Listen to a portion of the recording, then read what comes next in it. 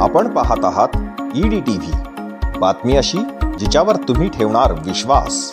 सोमवार दिनांक 23 रोजी सर्व हिंदुत्ववादी संघटनांच्या वतीने जालना जिल्हा बंदची हाक देण्यात आली आहे।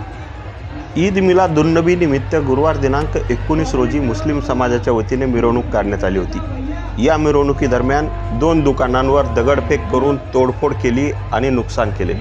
या प्रकरणी सदर बाजार पोलीस ठाण्यामध्ये गुन्हेही दाखल करण्यात आले आहेत। दरम्यान हिंदूंच्या दुकानावर झालेल्या या दगडफेकीच्या निषेधार्थ सोमवार दिनांक 23 रोजी या बंदचे आवाहन करण्यात आले आहे। रात्री एक बैठक घेण्यात आली आणि या बैठकीत सर्व हिंदुत्ववादी संघटनांनी हा निर्णय घेतलेला आहे। या बैठकीपूर्वी मंदिराच्या बाहेर तगडा पोलीस बंदोबस्त तैनात करण्यात आला होता।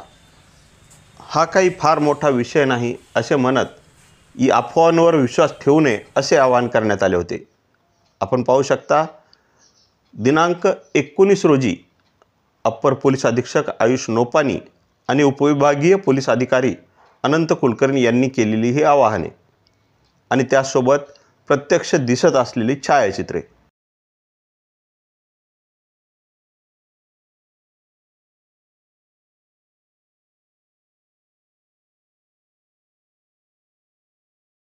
आज ईद मिलादची मिरवणूक होती, ते शांतता पार पडली शहरामध्ये। फक्त 2 ठिकाणी थोडी किरकोळ घटना झालेली आहे। जे रॅलीमध्ये सहभाग होते काही उपद्रवी मुळे होते आणि त्यांच्या आणि ते दुकानामध्ये काम करणाऱ्या व्यक्तीच्या असे दोघांचं थोडा किरकोळ भांडण झाला, बाचाबाची झाली आणि त्यामुळे थोडा एक दुकानमध्ये थोडा घुसून तोडफोड आणि दुसरे दुकानवर थोडा दगडफेक करून त्यांनी नुकसान केलेलं आहे। हा घटना अनुषंगाने 2 FIR दाखल आहे ऑलरेडी आणि जे लोक इन्वॉल्व्ड होते त्यांच्यावर आपण कायदेशीर कारवाई करणार। बाकी पूर्ण मिरवणूक शांतता पार पडलेली आहे आणि पोलीस बंदोबस्त अजून पण आहे लावलेला आपण आणि पेट्रोलिंग पण सतत स्टार्ट आहे आणि असा काही जातीय दंगलचा माहोल नाही आहे, पूर्ण शांतता आहे शहरामध्ये। ईद ए मिलादच्या निमित्तानं शहरामध्ये भव्य मिरवणुकीचं आयोजन करण्यात आलेलं होतं। मोठ्या प्रमाणावर लोकांनी यामध्ये सहभाग नोंदवला। साधारणपणे 10 ते 12 हजाराचा जनसमुदाय होता। अत्यंत शांततामय वातावरणात ही मिरवणूक संपन्न झालेली आहे। शहरातल्या मुख्य रस्त्यावरून मिरवणूक होती। याकरता पोलीस अधीक्षक सरांच्या प्रत्यक्ष नियंत्रणाखाली अप्पर पोलीस अधीक्षक आम्ही स्वतः आणि शहरातील सर्व प्रभारी अधिकारी, पोलीस अधिकारी आणि अंमलदार असा मोठ्या प्रमाणावर बंदोबस्त लावण्यात आलेला होता।